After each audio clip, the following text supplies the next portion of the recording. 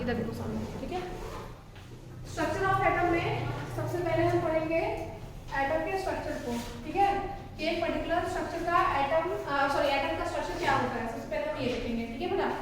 Structure of atom में अगर हम बात करें तो मैंने आप लोगों को पहले ही बता रखा है कि if you talk about the structure of atom, तो उसमें हम सबसे पहले क्या देखेंगे कि एटम जो है वो 3 चीजों से मिलकर बना होता है, इलेक्ट्रॉन, प्रोटॉन एंड न्यूट्रॉन, ठीक है।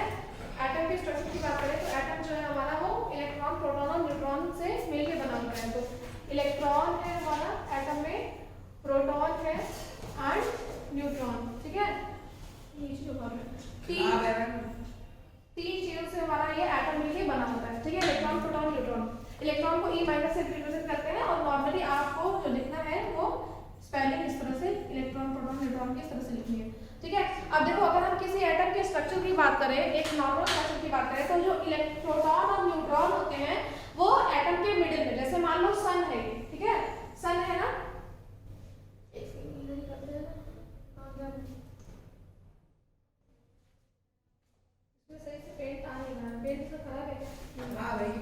देखो जैसे ये मान लो बीच में सन है, ठीक है, और सन के चारों तरफ क्या होते हैं, डिफरेंट ऑर्बिट्स बने होते हैं, ठीक है। ऑर्बिट्स बने होते हैं, ठीक। और उन्हीं ऑर्बिटल्स, इनको बेसिकली क्या कहते हैं, एक को ऑर्बिट कहते हैं, सबको ऑर्बिटल कहते हैं। तो क्या होता है कि डिफरेंट ऑर्बिट्स बने होते हैं, इसमें प्लैनेट रिवॉल्व करते हैं ना। इसी तरह से क्या होता है, स्ट्रक्चर ऑफ एटम भी आपको इसी तरह से एकदम सिमिलर ऐसा ही मिलता है। क्या होता है कि बीच में हमारा क्या है, बीच में एक न्यूक्लियस है, ठीक है। जो सन है, सन को आप क्या मान लो, न्यूक्लियस मान लो, बीच में न्यूक्लियस है। तो बोर्ड ही खराब है 9 वाला, मैंने मैथ है नहीं, विकास मैथ है, ये तो फर्स्ट क्लास है, ठीक है। बीच में एक न्यूक्लियस है बेटा, न्यूक्लियस में आपके प्रोटॉन और न्यूट्रॉन है। न्यूक्लियस के अंदर क्या है, प्रोटॉन और न्यूट्रॉन, ठीक है। प्रोटॉन और neutron, proton, electron, proton, neutron की डिस्कवरी किसने की थी, बताओ मुझे। इलेक्ट्रॉन, प्रोटॉन और न्यूट्रॉन, इलेक्ट्रॉन की करी थी थॉमस जे थॉमस, थॉमसन, हाँ वही जे थॉमसन। हाँ, इलेक्ट्रॉन की जे थॉमसन ने की थी, प्रोटॉन की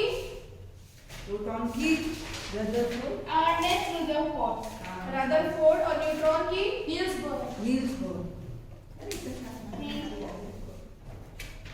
मैम लेकिन न्यूट्रॉन की तो जे चार्टविक ने करी थी, ठीक है। न्यूट्रॉन की चार्टविक ने करी थी बेटा, ठीक है। प्रोटॉन की, जो रियल प्रोटॉन है, देखो प्रोटॉन की डिस्कवरी रदरफोर्ड ने, हम ऐसे नहीं कह सकते कि रदरफोर्ड ने करी थी, बुक में आपको कहीं रदरफोर्ड दिखेगा, लेकिन प्रोटॉन की डिस्कवरी आपकी किसने करी थी, एक दूसरे साइंटिस्ट थे, उन्होंने प्रोटॉन की डिस्कवरी करी थी, बताओ मुझे नाम। वो भूल से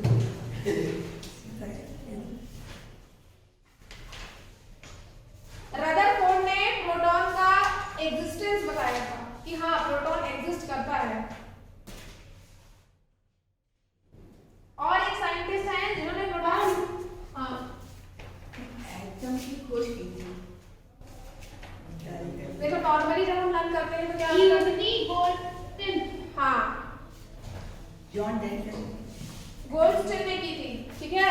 देखो 3 साइंटिस्ट थे हमारे, पहले जे थॉमसन, दूसरा रदरफोर्ड ने बताया था कि प्रोटॉन नेम नहीं दिया था उन्होंने कि कोई पॉजिटिव स्ट्रक्चर जो है वो एग्जिस्ट कर रहा है। अभी रदरफोर्ड का मॉडल जब पढ़ाएंगे तब तक आपको समझ में आएगा, वो वर्ड नहीं आगे देखिए।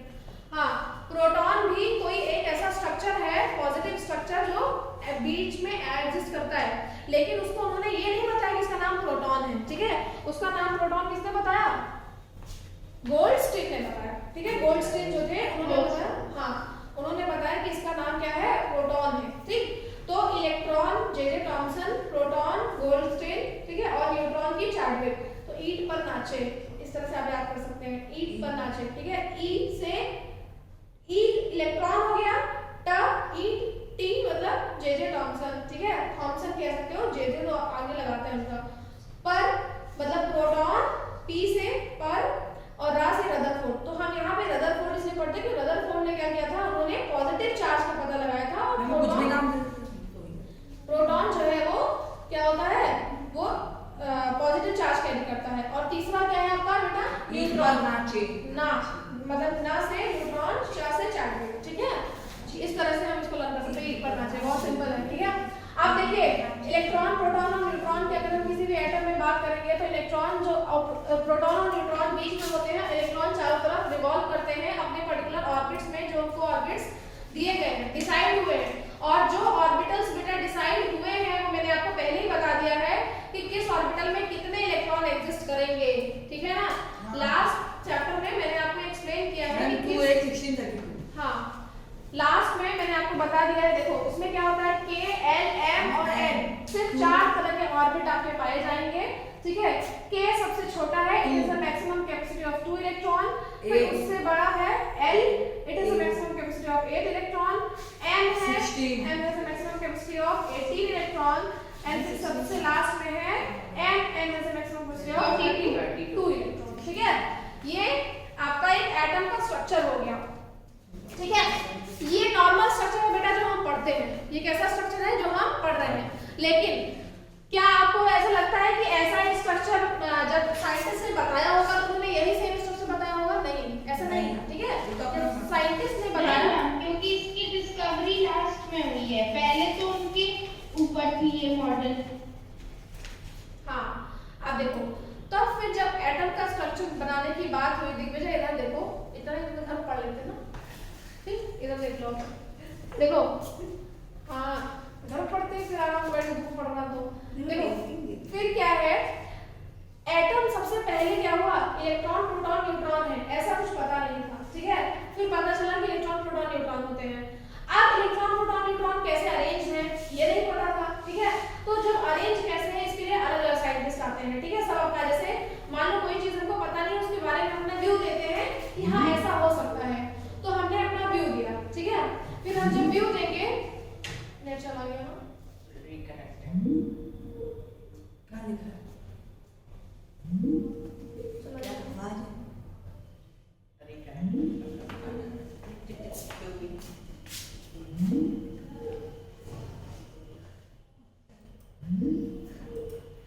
अरे होएगा, कॉल कर रहा है कोई? नेट लगी है। फोन कर रहा है।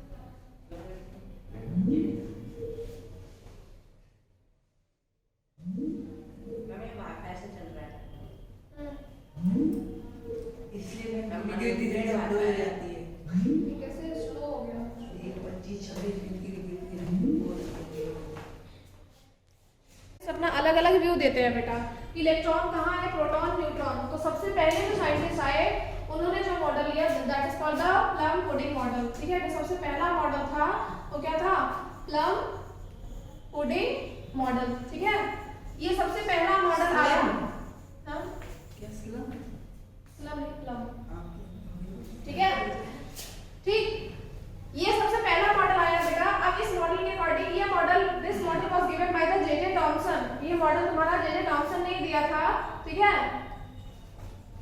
थॉमसन इनको पढ़ते हैं, ठीक है, इन्होंने दिया था। अब इस मॉडल के अकॉर्डिंग देखो, ये एग्जाम में आता है इसलिए इंपॉर्टेंट है, मैं बता रही हूँ। थॉमसन ने ये मॉडल दिया। इस मॉडल के अकॉर्डिंग इन्होंने क्या बताया, देखो कि एक एटम जो है, ठीक है, एक स्ट्रक्चर बता रही हूँ, एक एटम का स्ट्रक्चर बता रही हूँ। अब आप पहले ये सोच लो कि एटम क्या है, फिर मैं एटम बता दूं। जैसे मान लो एग्जांपल, ये पूरा आपका टेबल है ना, टेबल वुड से बना है और लोहे से बना है। तो लोहे का जो एक पार्टिकल होगा, एक पार्टिकल में भी कई एटम्स होंगे, ठीक है, उसका एक एटम की बात कर रही हूँ मैं, ठीक। वो एक एटम जो है उसका मॉडल, उसका स्ट्रक्चर कैसा होगा, जैसे हमारे ह्यूमन बीइंग का स्ट्रक्चर ऐसा है ना, 2 हाथ है, 2 पैर है, ठीक है, इस तरह से इसका भी स्ट्रक्चर होना चाहिए कुछ, ठीक। तो अब इस स्ट्रक्चर के लिए जे थॉमसन ने सबसे पहले अपना मॉडल उन्होंने फॉरवर्ड रखा। उन्होंने कहा कि इसका जो मॉडल है एटम का स्ट्रक्चर, वो एक जैसे आपका वाटरमेलन होता है ना, वाटरमेलन जैसा है। वाटरमेलन कैसा होता है, वाटरमेलन ऐसे गोल सा होता है, ठीक है।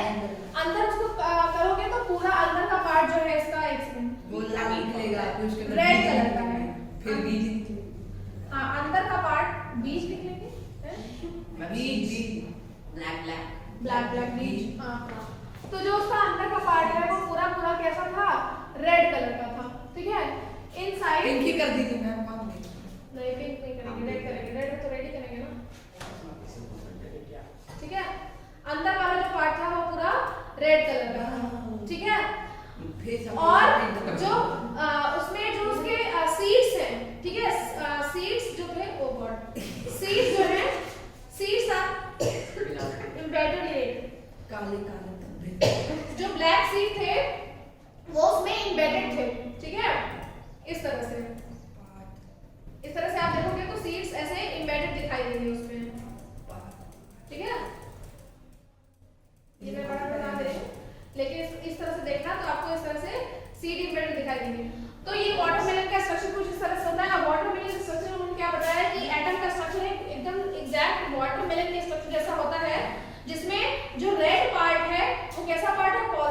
पार्ट है।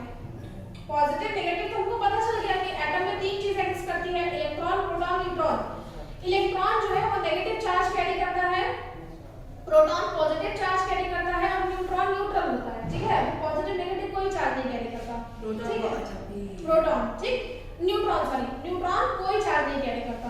तब अब बात आई यहाँ पे पॉजिटिव और नेगेटिव चार्ज की, तो उन्होंने कहा कि अब थॉमसन को ये नहीं पता था कि ये proton positive charge, electron negative charge. उन्होंने कहा कि एक एटम है उसमें जो है वो पॉजिटिव चार्ज जो रेड पार्ट है, एटम का स्ट्रक्चर वाटरमेलन जैसा है, तरबूज जैसा है, और जो रेड पार्ट है उसका जो रेड एरिया है that is like the positive part है, और इलेक्ट्रॉन्स उसमें एम्बेडेड हैं। इलेक्ट्रॉन देखो छोटे छोटे इलेक्ट्रॉन इस तरह से अगर हम एम्बेडेड कर दें तो electrons are embedded in it, इस तरह से छोटे छोटे इलेक्ट्रॉन इसमें क्या हो जाएंगे, एम्बेडेड हो जाएंगे। समझ में आया ना? इस तरह से उन्होंने एटम का स्ट्रक्चर बना दिया। प्रोटॉन और न्यूट्रॉन कब आए? प्रोटॉन तो है पूरे, उन्होंने रेड वाले पार्ट को प्रोटॉन बता दिया, ठीक है, कि वो पॉजिटिव पार्ट है। अब उनको प्रोटॉन नहीं पता था क्योंकि अभी तक रदरफोर्ड नहीं आए हैं, तो इसीलिए अभी इनको प्रोटॉन नहीं पता है, ठीक है। ये एटम का स्ट्रक्चर बता रहे हैं, मतलब अपनी तरफ से अपना व्यू दे रहे हैं कि ये कैसा हो सकता है, ठीक, ये स्ट्रक्चर एटम का हो सकता है कि इस तरह से इनको फील करते हैं। हाँ, ठीक है। और इलेक्ट्रॉन्स इसमें एम्बेडेड हैं, बीज जो होता है वो इलेक्ट्रॉन्स हैं छोटी छोटी जगह पे, ठीक है। लेकिन फिर अब क्या हुआ कि फिर इसके बाद दूसरे साइंटिस्ट आते हैं रदरफोर्ड, ठीक है। दूसरा मॉडल जो आता है रदरफोर्ड मॉडल ऑफ एटम आता है, और रदरफोर्ड मॉडल ऑफ एटम बहुत इंपॉर्टेंट है, आपका एग्जाम में आता है।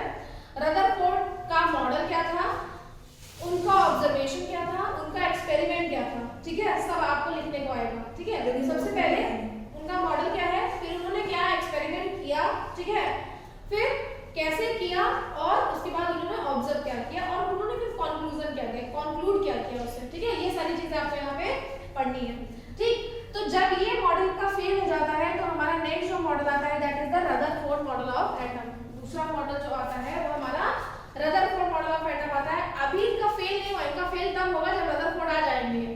एक का फेल, हाँ, एक का फेल तभी होता है जब दूसरा देता है ना। जैसे for example modern periodic table आप पढ़ते हैं, हाँ 10th में पढ़ोगे, मॉडर्न पीरियोडिक टेबल जो है वो हम पढ़ते हैं। तो मॉडर्न पीरियोडिक टेबल क्यों पढ़ते हैं, क्योंकि उससे पहले जो साइंटिस्ट ने पीरियोडिक टेबल दी थी वो फेल हो गई थी, ठीक है, इस वजह से हम उसको पढ़ते हैं।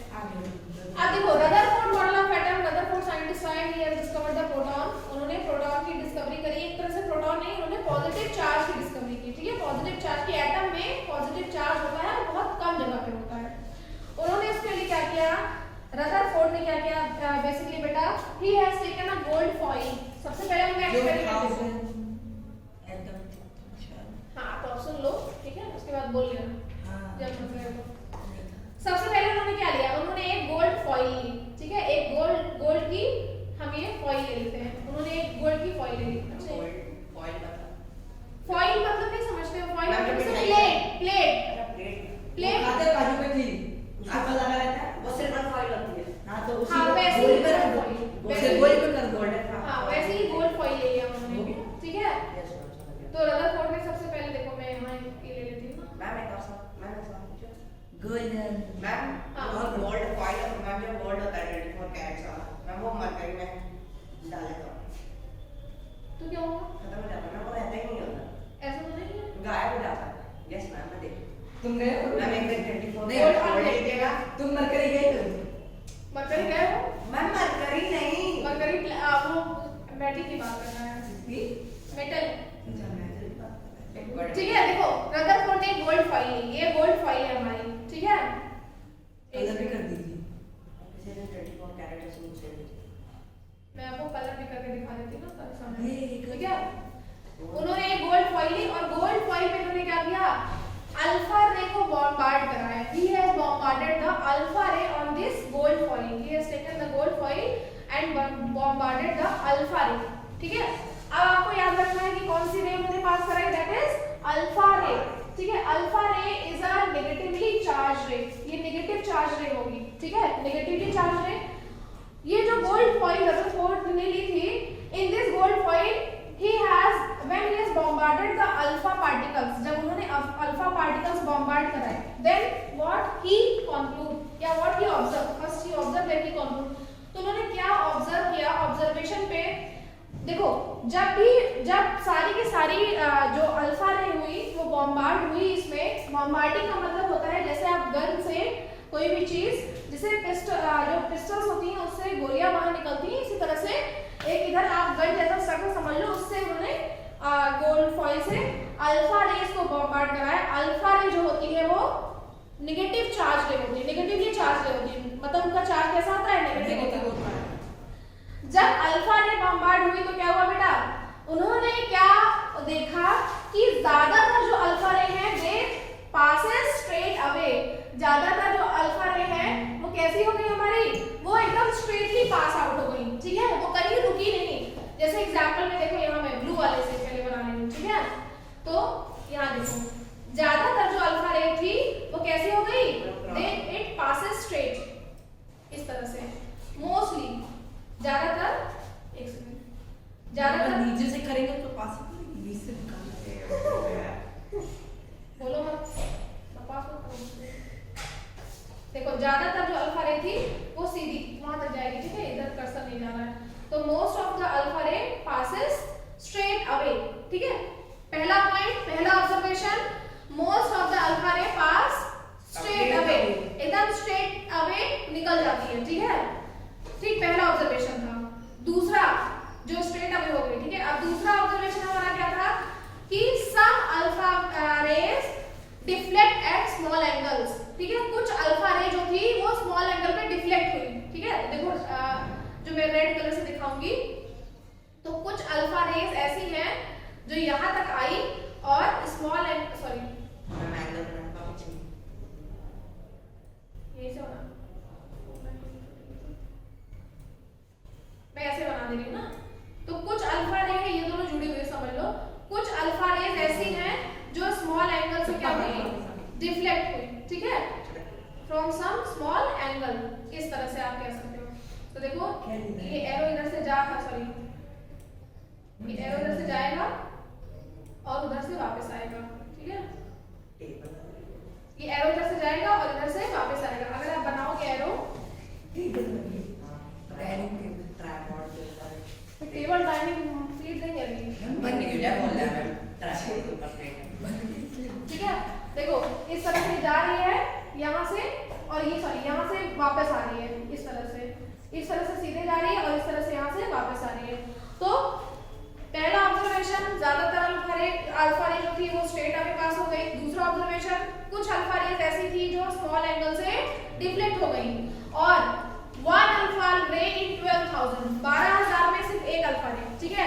तीसरा ऑब्जर्वेशन क्या था कि वन अल्फा रे इन 12,000, 12,000 में एक अल्फा रे ऐसी थी जो टप्पा खा के मारने के पीट के उसको टप्पा खा के वापस गई, 180 डिग्री एंगल से वापस गई, ठीक है।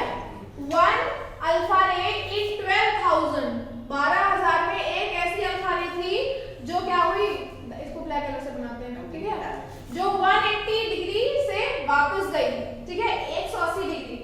सिर्फ एक अल्फा रे ऐसी थी 12,000 में जो 180 डिग्री से वापस गई। इसका मतलब है कि अल्फा रे नेगेटिव चार्ज है, नेगेटिव पॉजिटिव को क्या कर देगा, सॉरी अल्फा रे हमारी पॉजिटिवली चार्ज है, अल्फा रे हमारी पॉजिटिवली चार्ज है और पॉजिटिव पॉजिटिव को रिपेल करेगा, पॉजिटिव पॉजिटिव को रिपेल करेगा, है ना। तो लाइक चार्जेस, हाँ like charges repel each other. तो हमारा बीच में यहाँ पे छोटे पार्ट में क्या है, हमारा पॉजिटिव चार्ज कंस्टिट्यूट है, रखा हुआ है। तभी देखो ज्यादातर जो अल्फा रेज है वो एकदम सीधे चली गई, ठीक है, इससे पास ही नहीं हुई। मैं तो देख रही थी वो जिस लाइन में आई उसी लाइन में वापस गई। हाँ एक ही रे ऐसी थी जो जिस लाइन में आई उसी लाइन में वापस गई। अगर मैं डायग्राम बनाऊं तो देखो ये है, ये बीच वाला पार्ट है, ज्यादातर अल्फा रे जो थी वो सीधी पास आउट हो गई। सीधी पास आउट होने का मतलब क्या है कि एटम में ज्यादातर पार्ट खाली है, वेकेंट है, ठीक है। वेकेंट इन्होंने क्यों बताया, क्योंकि he has still not discovered the electrons. अभी इन्होंने ये नहीं बताया कि इलेक्ट्रॉन्स रिवॉल्व कर रहे हैं। इनकी थ्योरी के अकॉर्डिंग क्या था कि उन्होंने देखा कि ज्यादातर अल्फा रेज जो है वो स्ट्रेट अवे पास हो रही हैं, ठीक है। Some alpha rays deflect at small angles, कुछ अल्फा रे जो है वो स्मॉल एंगल से डिफ्लेक्ट हो रही हैं। और वन अल्फा रे इन 12,000, 12,000 में एक ऐसी अल्फा रे थी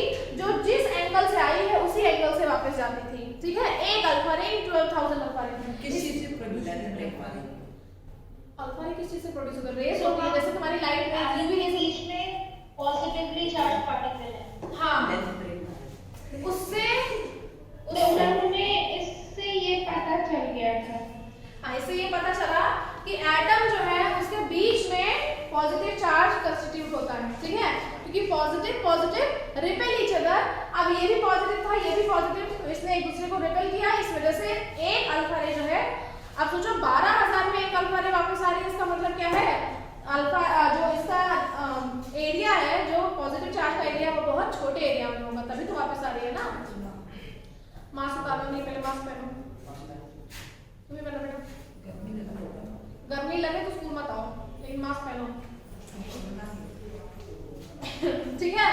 12,000 में एक अल्फा रे सिर्फ सेम एंगल से जाती है। इट मींस किसी भी एटम में जो पर्टिकुलर पॉजिटिव चार्ज है वो एक स्मॉल एंगल पे, सॉरी स्मॉल एरिया में कंस्टिट्यूट होता है, ठीक है। ये इनका क्या था? ऑब्जर्वेशन था। ऑब्जर्वेशन के बाद इन्होंने क्या किया?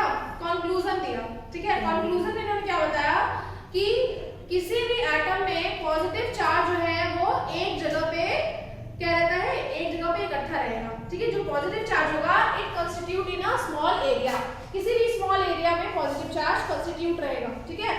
और उसको उन्होंने पॉजिटिव चार्ज इसलिए बताया क्योंकि वो रिपेल होती थी, अल्फा रेज जो है उस पॉजिटिव चार्ज से रिपेल होती थी। That is why he has told that the sum of the area in particular atom is a positive charge। कुछ समझ में आ रहा है तुम लोगों को? देखो सब आ रहा है, समझ को आ रहा है। ये अल्फा पार्टिकल है, बहुत देखो बहुत सारी सीधी पास हो जा रही है, सिर्फ कुछ देखो स्मॉल एंगल से डिफेक्ट हो रही है, ठीक है। मैम जाके वापस से कहां से आई? वापस कहां से आई? मतलब एक A1 डिग्री से वापस गए हुआ दिखा। वापस कहां आ रही है? सीधे सीधे जा रही है, देखो। मैम एक तो थी ना जो 180 से वापस आई। एक ऐसी ये है, देखो जहां से गई वहीं से वापस आई, देखो दोनों साइड है। ये है देखो, ये मैं देखता नहीं आ।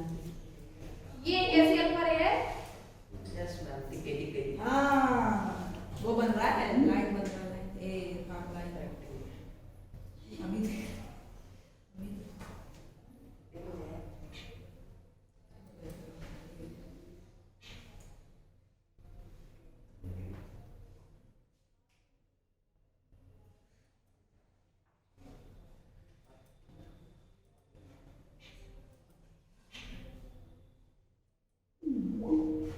छोड़ दे।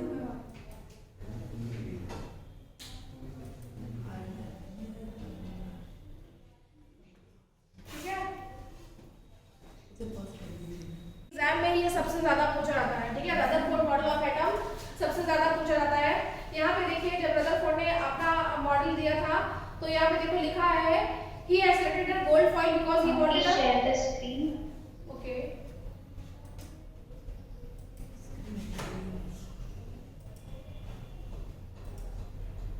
ठीक है, अब दिख रहा होगा आपको। यहाँ पे देखिए yes Rutherford model of atom में सबसे पहला यहाँ पे देखिए क्या है, he selected a gold foil because he wanted a thin layer as possible।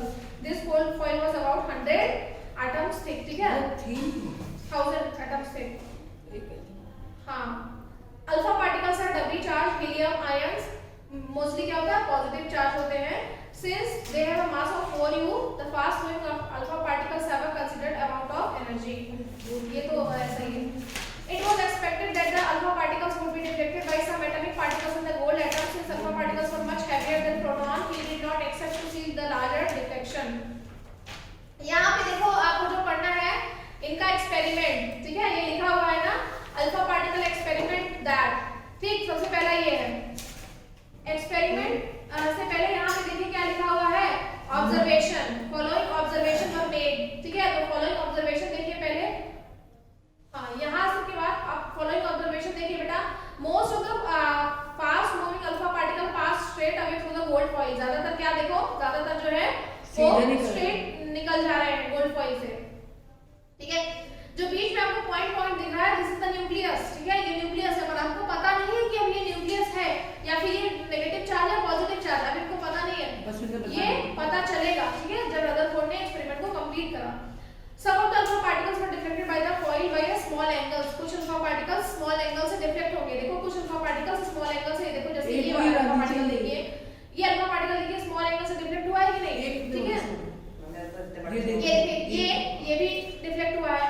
और तीसरा क्या था, surprisingly one of the every 12,000 alpha particles appear to be rebound. देखो सिर्फ एक अल्फा पार्टिकल से, यहाँ पे देखो आप देख सकते हो आप, ये वाला अल्फा पार्टिकल जो है, ये वाला अल्फा पार्टिकल ये क्या हुआ, ये रीबाउंड हुआ। मैं उसमें क्या हर 12,000 में तो से मैम यहाँ न्यूक्लियस थी। हाँ, जहां से वो रीबाउंड हुआ मतलब उतने ही पार्ट में न्यूक्लियस है, तभी तो पॉजिटिव पॉजिटिव को रिपेल कर दिया ना, पॉजिटिव ने पॉजिटिव चार्ज को रिपेल किया, तब अल्फा पार्टिकल्स हमारे रीबाउंड हो गए। अल्फा पार्टिकल्स रीबाउंड हो गए मतलब उतने ही पार्ट में हमारा न्यूक्लियस है। अब देखो इससे हमको साइज पता चल गया न्यूक्लियस का। जैसे मान लो न्यूक्लियस का साइज इतना बड़ा है बेटा, ठीक है, ये न्यूक्लियस का साइज है आपका। इसमें देखिए कोई अल्फा पार्टिकल यहाँ से गई होगी और डिफ्लेक्ट हुई होगी, ठीक है, कोई अल्फा पार्टिकल यहाँ से गई होगी और डिफ्लेक्ट हुई होगी, और एक अल्फा पार्टिकल के बीच में ऐसे आई होगी और सेम एंगल से ही वापस गई होगी, ठीक है, इसी एंगल से वापस गई होगी। तो इन तीनों का हम साइज लेके इसका न्यूक्लियस का साइज बता सकते थे कि नहीं, कि पॉजिटिवली चार्ज जो साइज है वो इसके अकॉर्डिंग हम बता सकते हैं। तो इसके अकॉर्डिंग उन्होंने क्या बताया, पॉजिटिवली चार्ज जो एटम में कितना होता है उसका साइज क्या है, ठीक है, he has told this। अब यहाँ पे देखिए क्या है, मोस्ट ऑफ द स्पेस, अब इन्होंने इनका एक्सपेरिमेंट किया था, मोस्ट ऑफ द, ये एक तरह से आपका क्या है, ये इनका एक्सपेरिमेंट है और ये इनका कंक्लूजन है। यहाँ पे कंक्लूजन है, एक्सपेरिमेंट देखो यहाँ पे क्या है, most of the space inside the atom is empty because most of the alpha particles pass through the foil without getting deflected, जो मैंने आपको बताया, ठीक है। Very few alpha particles were deflected from their path, indicating that positive charge of atom occupies very little space, बहुत कम space में होता है पॉजिटिवली चार्ज पार्टिकल, ठीक है। A very small fraction of alpha particles were deflected by 180 degree, indicating that all the positive charge and mass of the whole atom were concentrated in very small volume within the atom। मतलब जो हमारा positive charge है वो बहुत थोड़े area में ही है, उतने एरिया से ही वो 180 डिग्री में वापस गया, बाकी एरिया से 180 डिग्री में वापस नहीं गया, ठीक है। इसका मतलब है कि जो हमारा पर्टिकुलर एटम है उसमें पॉजिटिव चार्ज बहुत कम जगह पे कंस्टिट्यूट है, बहुत छोटे एरिया में कंस्टिट्यूट है, ठीक है, कंस्टिट्यूट है। अब यहाँ पे देखो फिर उन्होंने कंक्लूड क्या किया, there are the positively charge centre in the atom called the nucleus. अभी देखो, अभी इन्होंने प्रोटॉन वर्ड का कहीं यूज नहीं किया है, रदरफोर्ड ने कहीं प्रोटॉन वर्ड का यूज करा बेटा, नहीं, ठीक है। उन्होंने क्या बताया कि पॉजिटिवली चार्ज एटम के सेंटर में है, उनको पता चल गया कि एटम के सेंटर में है और बहुत कम एरिया में है, और उसको उन्होंने न्यूक्लियस बता दिया। उन्होंने ये नहीं बताया कि न्यूक्लियस में प्रोटॉन और न्यूट्रॉन होता है, उन्होंने बताया कि न्यूक्लियस में पॉजिटिव चार्ज होता है, न्यूट्रॉन तो न्यूट्रल होता है, ठीक है। इससे हमको ये समझ में आ गया कि न्यूक्लियस जो है इट कंस्टिट्यूट ऑफ प्रोटॉन, ठीक है। प्रोटॉन की डिस्कवरी तुम्हारी गोल्डस्टीन ने की थी, लेकिन प्रोटॉन पॉजिटिवली चार्ज है ये इन्होंने बता दिया, नहीं सॉरी, इन्होंने क्या बताया कि जो पॉजिटिवली चार्ज एटम का वो है वो हमारा न्यूक्लियस में होगा, बीच में होगा, पर पॉजिटिव चार्ज की डिस्कवरी किसने करी थी, वो गोल्डस्टीन ने करी थी, ठीक है। इसलिए रदरफोर्ड और गोल्डस्टीन में कभी कंफ्यूज मत होना। Nearly all the mass of the atom reside in the nucleus. The electrons revolve around the nucleus in a circular path. इन्होंने ये भी बताया कि इलेक्ट्रॉन जो है वो सर्कुलर पाथ में रिवॉल्व करते हैं। The size of the nucleus is very small as compared to size of atom. Nucleus का जो साइज होता है वो एटम के साइज के कंपैरिजन में बहुत छोटा होता है। जैसे अगर न्यूक्लियस का साइज इतना छोटा है तो एटम का साइज इतना भी बड़ा हो सकता है, एटम का साइज तुम्हारा इतना भी बड़ा हो सकता है, क्योंकि लास्ट वाले जो वैलेंस इलेक्ट्रॉन होंगे आपके वैलेंस सेल में अगर प्रेजेंट है तो इसका साइज क्या हो जाएगा, बड़ा हो जाएगा। समझ में आ गया ना, ये यहाँ पे ये था। अब देखो हम सारे एटम का न्यूक्लियस साइज बड़ा छोटा होता होगा ना, एक जैसा नहीं होगा ना। हाँ बेटा, सबका देखो number of electron is equal to number of proton. किसी भी एटम में जितने इलेक्ट्रॉन है उतने ही प्रोटॉन होंगे। साइज आप देखो, आप एक बात मैं आपको बताऊं, आप 10th में पढ़ोगे, जब पीरियोडिक टेबल पढ़ते हो तो आप उसमें क्या पढ़ते हो कि जब आप ऊपर से नीचे जाते हैं, ठीक है, ऊपर से नीचे मतलब पीरियोडिक टेबल में ऊपर से नीचे, जैसे बड़ी सी पीरियोडिक टेबल बनी हुई है, when you go from upstairs to down, up to down, जब अप से डाउन जाओगे तो size will increase, atomic size will increase, उसमें साफ साफ शो होता है, लिखा रहता है। फिर आपको पढ़ना पड़ता है कि पीरियोडिक टेबल में जब हम ऊपर से नीचे जाते हैं तो क्या होता है, साइज बढ़ती है। तो साइज किसकी बढ़ेगी, इलेक्ट्रॉन की थोड़ी ना बढ़ेगी साइज, ठीक है, एटम की साइज बढ़ रही है। एटम की साइज बढ़ने का मतलब क्या है, न्यूक्लियस का साइज बढ़ रहा है, ठीक है। किसी भी एटम का साइज साइज बढ़ने घटने से, हमारा इलेक्ट्रॉन का साइज से हम फर्क नहीं पड़ता हमको। किसके साइज से फर्क पड़ेगा हमको? न्यूक्लियस के साइज से। जैसे मैं आपको दिखा रही हूं, यहाँ पे देखो, यहाँ पे देखो। और मैम हम जैसे अभी हमने आपने बताया कि प्रोटॉन और इलेक्ट्रॉन दोनों सेम नंबर में होते हैं, तो मैम पॉजिटिव चार्ज इसलिए ज्यादा होता है क्योंकि इसमें न्यूट्रॉन भी होता है और उसका नो चार्ज होता है। न्यूट्रॉन होता है, नो चार्ज होता है, ऐसा कुछ नहीं है। तुम समझ नहीं पाए मेरे कंसेप्ट, बता रही देखो यहाँ पर देखो। मैम दिखा दी। यहाँ देखो पीरियोडिक टेबल आपको दिख रही होगी, ठीक है। पीरियोडिक टेबल में देखो, जब हम ऊपर से नीचे जाएंगे, ऊपर से मतलब हाइड्रोजन से फ्रेंशियम तक, फ्रॉम अप टू डाउन, जब अप टू डाउन जाएंगे तो साइज इंक्रीज होगा। साइज इंक्रीज होगा, इसका मतलब ये नहीं है कि इलेक्ट्रॉन्स के नंबर्स इंक्रीज होंगे तो साइज इंक्रीज होगा। हमारा न्यूक्लियस जो है दैट उसका साइज जो है हमारा बढ़ेगा, ठीक है। इलेक्ट्रॉन का क्यों नहीं इंक्लूड किया जाएगा? क्योंकि बेटा इलेक्ट्रॉन जो है वो लूज और गेन होते रहते हैं, ठीक है। तो एटम का जो साइज है वो इलेक्ट्रॉन के साइज पे डिपेंड नहीं करता है, it depends on the size of the proton. Proton size किस पे डिपेंड करता है? न्यूक्लियस का साइज और प्रोटॉन के साइज पे डिपेंड करता है, ना कि इलेक्ट्रॉन्स के साइज पे डिपेंड करता है। समझ में आया ना? तो किसी भी एटम का जो साइज होता है it depends upon the size of the nucleus. और न्यूक्लियस में क्या है हमारा? Nucleus constitute of the proton and neutron, ठीक है। अभी न्यूट्रॉन का पता नहीं है, अभी रदरफोर्ड के अकॉर्डिंग हमको सिर्फ प्रोटॉन पता है। प्रोटॉन मतलब एक बीच में न्यूक्लियस होता है, it consist of a positive charge.